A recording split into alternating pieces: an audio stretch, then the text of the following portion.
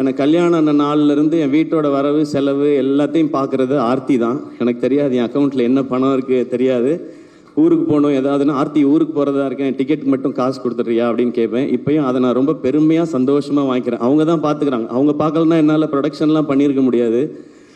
So Aarthi அவங்க எனக்கு ஒரு பவுன் தாயாக தான் தெரிஞ்சாங்க. இந்த மாதிரி ஒவ்வொரு வீடுகள்லையும் அவங்களுக்கு சின்ன சம்பளமாக இருந்தாலும் கொஞ்சம் காசாக இருந்தாலும் அதை அங்கங்கே சேமித்து வச்சோ இல்லை குழந்தைங்களை பார்த்துக்கிட்டோ இப்படி வீட்டில் இருக்கிற ஒவ்வொரு அம்மாக்களுக்கும் அக்காக்களுக்கும் தங்கச்சிகளுக்கும் சகோதரிகளுக்கும் இவங்க எல்லாருக்குமான ட்ரிபியூட்டும் சமர்ப்பணம் தான் இந்த தாய்க்கிழவி படமும் இந்த வெற்றியும். இதை இந்த படத்தின் மூலமாக செய்ய முடிஞ்சது எனக்கு சந்தோஷம். இது என் வாழ்க்கையில் இருக்கவங்களுக்கும் சேர்த்துன்றது இன்னும் கொஞ்சம் பெருமையாகவும் சந்தோஷமாகவும் இருக்குது.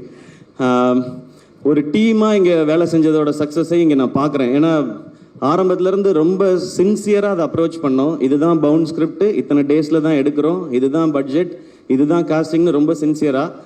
சிவாவுக்கு தெரியுமான்னு தெரில, நான் எல்லா சீனையும் நீங்கள் ஷூட் பண்ண அடுத்த நாள் பார்த்துருவேன். நான் என் ஷூட்டுக்கு வந்துடும்.